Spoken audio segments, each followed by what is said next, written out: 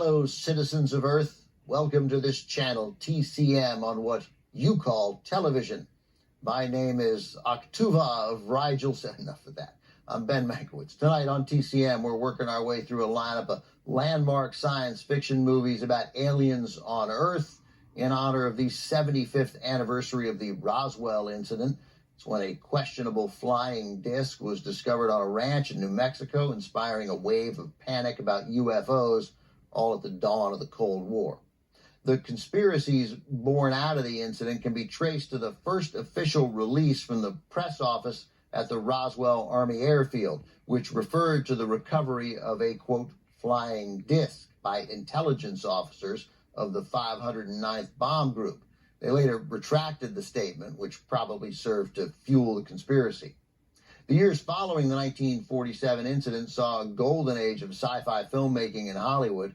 The picture we have next is a remake of a 1951 classic about a terrifying creature from another planet.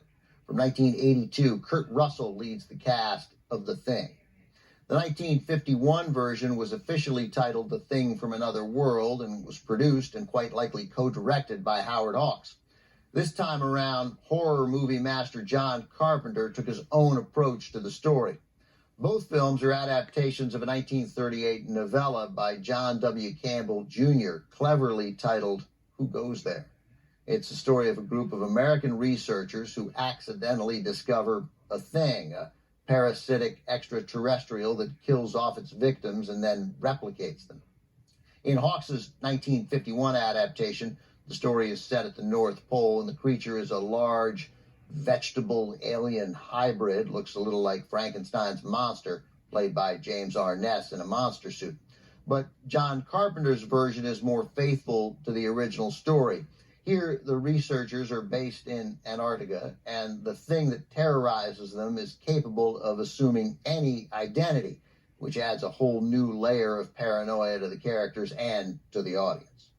From 1982, starring Kurt Russell, Wilford Brimley, and Keith David, with a script by Burt Lancaster's son, Bill Lancaster. This is John Carpenter's The Thing.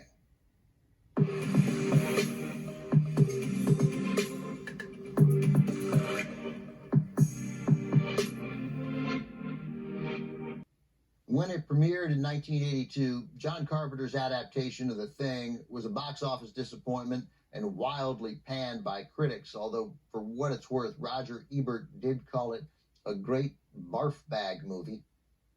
Part of the problem was that it was up against some stiff competition. It premiered the same day as Ridley Scott's sci-fi masterpiece Blade Runner.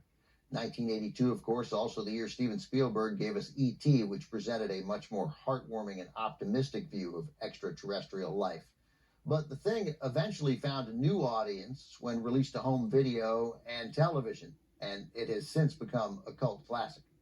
Up next, Donald Sutherland and Brooke Adams do battle with a mysterious extraterrestrial force in a landmark sci-fi film from 1978. Philip Kaufman's remake of Invasion of the Body Snatchers is next on TCM.